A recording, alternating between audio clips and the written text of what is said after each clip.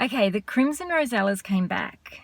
I don't have to tell you what happened. They came back this morning, and when I saw them come into the bird bath, they did very similar.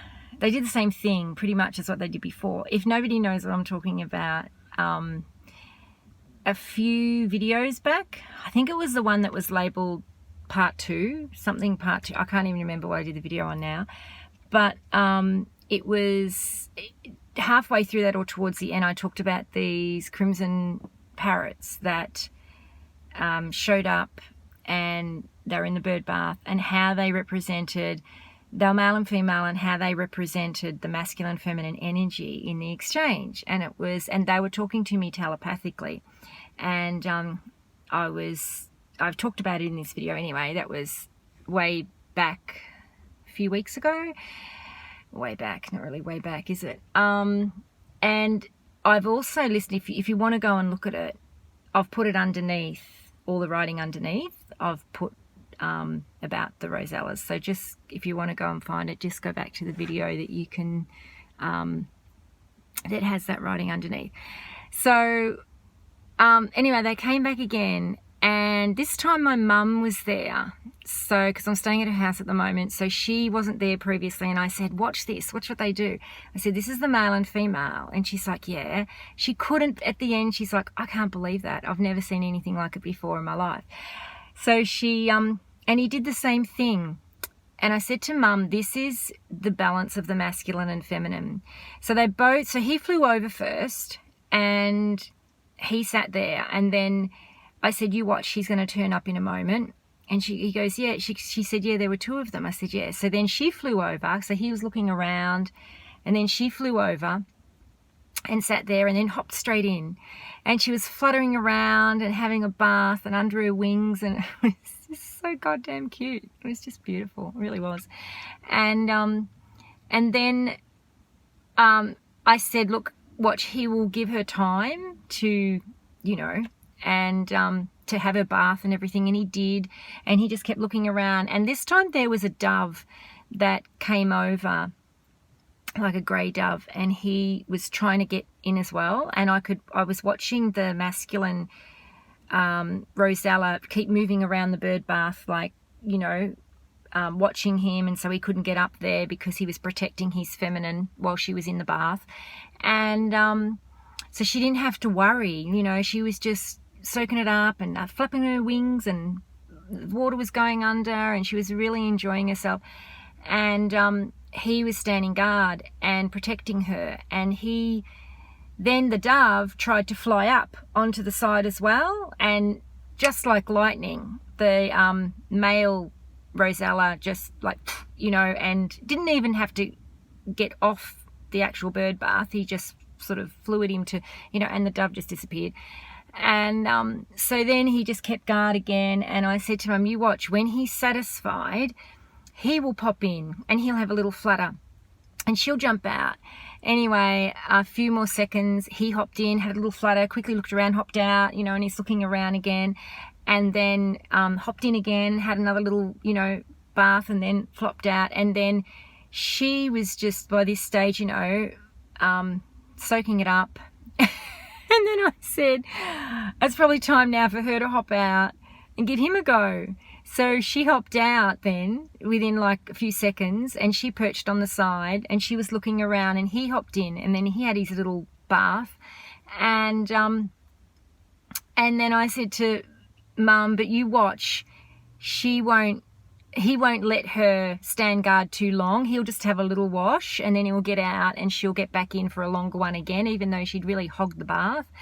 And anyway, that's exactly what happened. He just went in for a little bit, and then he hopped out, and then she went straight back in, and off she went.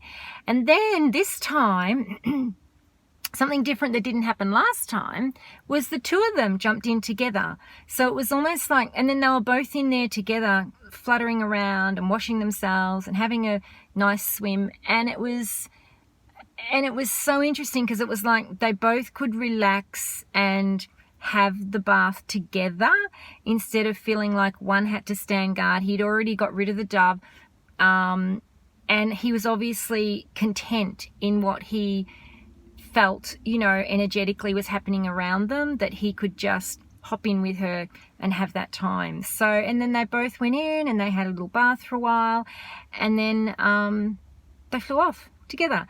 So my mum actually was so fascinated, and I was telling her the rundown, and because I was telling her what they would probably do before they did it, like, she was even then more fascinated when they did it, because I said that's what they did last time, except last time they didn't hop in there together. So it's so interesting, because it's come at a time where, and this is even more a bit, you know, I love the way Spirit has things show up. So yesterday I was talking to my daughter who lives in LA, and she was saying that she was talking, it's about the masculine and feminine energy, and she was talking to a male friend of hers, a really good friend, and they were talking business stuff, and he was referencing how it's, you know, how it was all about the male, and then now the female, the feminine is energy, he's quite conscious to, and how the feminine energy is moving up. And it was so, she said, Mum, it was so good to hear a man say that it's meant to be in balance together. So, and he was saying it's gone too far the other way. Like, whereas, you know, it was all the men dominating, and now everyone's bending over backwards for all the women and their rights and to dominate. And he said to my daughter, I really feel it's meant to be a balance of the two. It's not meant to be one dominating the other. And I said to her, well, that's right. This is what we talk about all the time, her and I. And I said to her, you know what? I think that might be something I might just put out in a video next. And then I went off and, you know, did some other things. And then this morning when the parrots showed up, after it happened, I thought, oh, okay, that's kind of exactly what I wanted to come on and talk about when I was going to do another video about that masculine and feminine energy. And it just showed up perfectly, you know, in the parrots, because it is that beautiful, that masculine energy that protects the feminine, like he was doing on it. But then it's also about coming into balance together. It's not about, you know, for centuries it's been about this male slavery template and how they dominate and how they suppress the women and how, you know, women didn't have a voice and all sorts of things. We know all about that. And this has been about the divine feminine, the feminine rising. And that's been going on for like, way back from the 60s really, and then going into the whole, you know, women's lib and burning bras and all that sort of stuff. But over the decades, it's kind of got more, and the way the spiritual community too put it out there about the rising of the feminine energy, which is definitely had to happen. But I think a lot of people have, you know, have gone more from the, oh, now it was the men, now it's the women, and it's not. It's this whole new earth template, this new earth love template, and this divine template is about them coming harmoniously together in balance. And I just think what a more beautiful way that these parrots could show up and display this, you know, in front of me, and then I could share it with others. And I think, you know, I've spent a lot of time in Bali. I'm not back there at the moment because of COVID and stuff. But I see it's sort of sad in a way a little bit in Bali, because the Hindu, because Bali's Hindu, and the Hindu, I guess you'd say religion, or I don't really like to use that word religion, but culture, the Hindu culture from a long time ago, you know, like way back again, was always the harmonious balance of the masculine and feminine together, not one dominating the other. Or one trying to, you know, the man has to go off and do this, and it wasn't like that. It was the woman, the male honored the female for her role, and the female honored the male. And in no way did the male put the female down or suppress her or talk down to her or, you know, anything like that. And over the years I've been going back there, because I've been going to Bali since I was 17. So over the years that I've gone back there, and I did have a big gap in between, but I've seen how their culture in a lot of areas has taken on more of a Western culture now. Like they all wanted to adapt to our way of living, which sucks anyway. And it's just was so toxic. So glad it's all breaking down. But sometimes you see, you know, you don't always see that over there now, where the masculine and feminine work in the harmonious balance. And I think we really have to be accountable for how we,